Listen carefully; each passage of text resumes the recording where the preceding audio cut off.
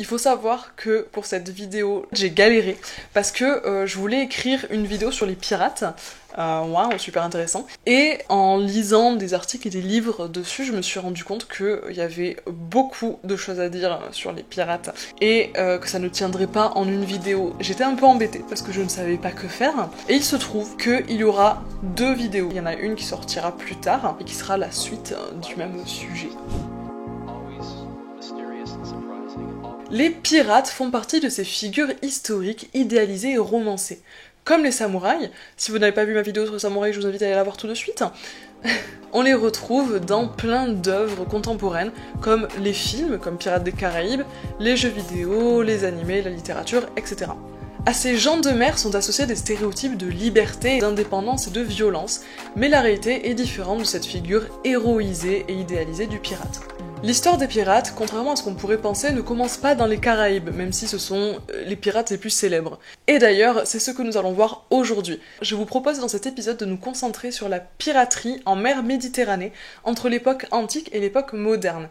Et vous allez voir, il y a déjà beaucoup de choses à dire. Nous verrons la suite donc dans une prochaine vidéo. C'est parti!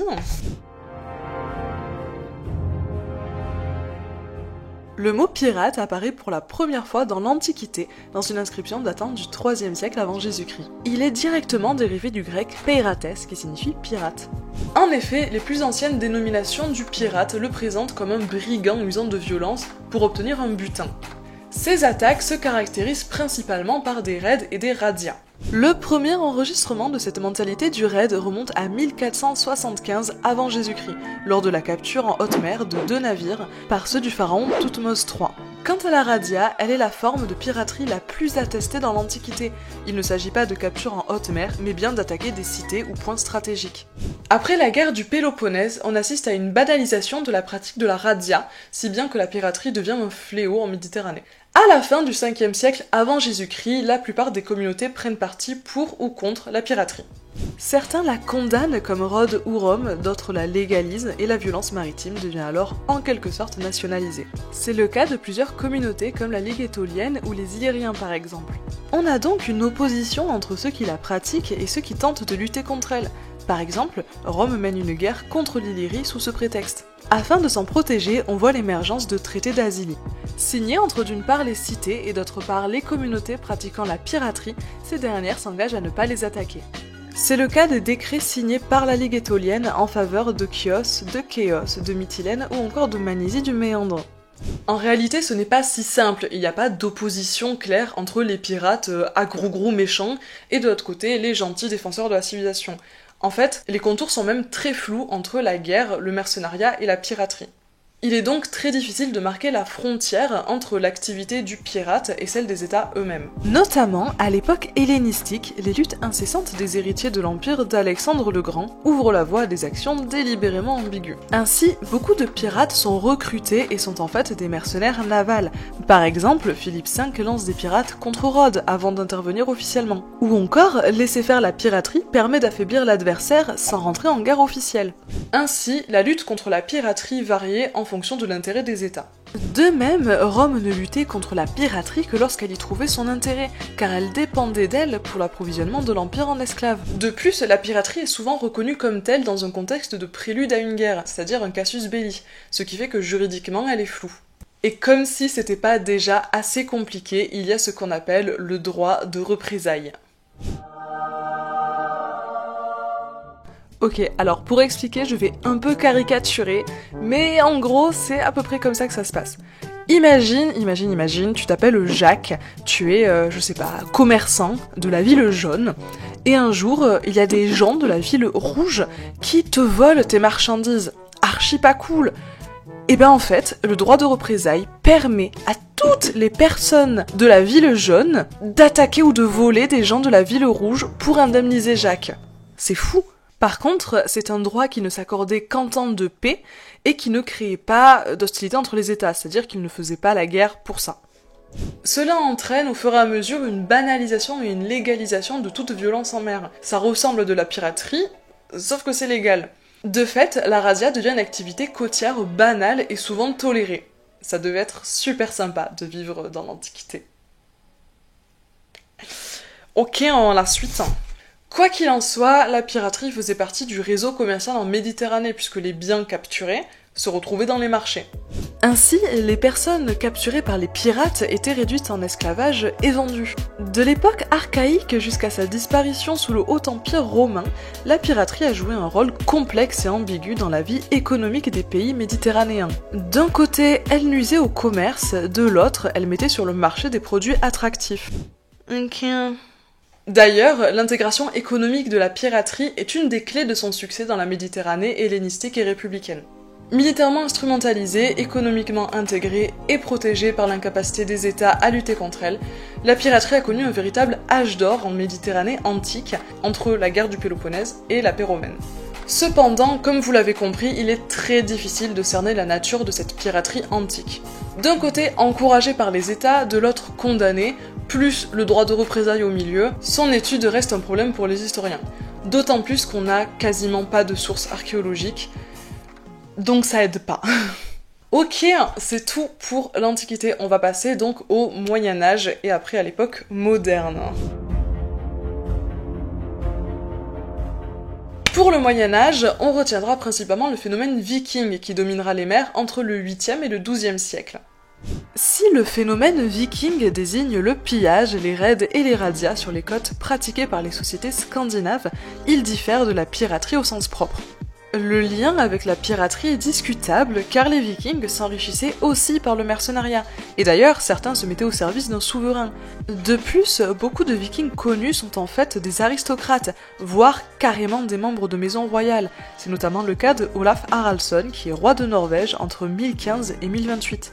On peut donc considérer que ces pillages se rapportent plus à des expéditions maritimes qu'à de la piraterie au sens propre.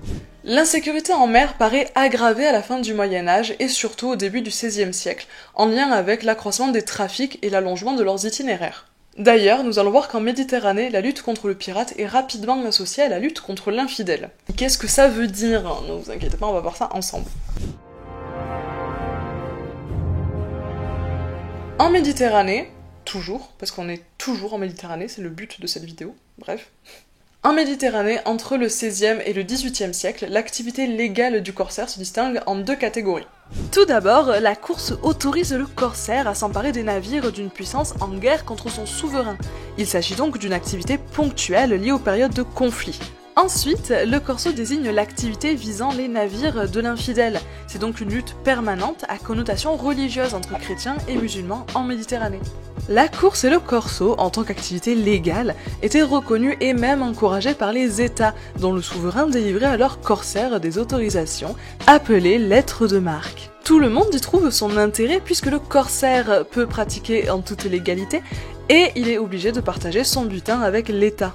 Le combat n'est pas le but du pirate ni du corsaire, puisque le but premier reste le butin, et si on peut avoir le moins de dégâts possible...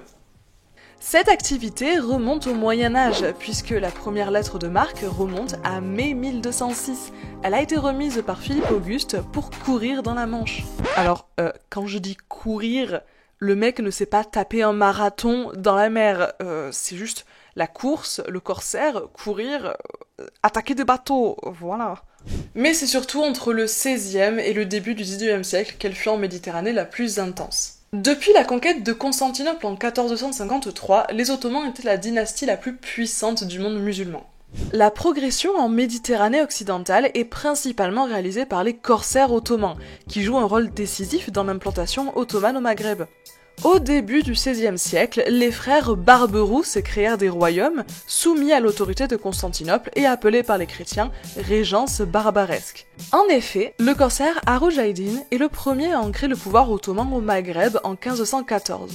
Plus tard, c'est son frère Karaïddin, dit Barberousse, le fameux Barberousse, qui, à l'aide du soutien de la porte ottomane, établit son autorité sur tout le nord du Maghreb et fait de Alger la capitale de son domaine.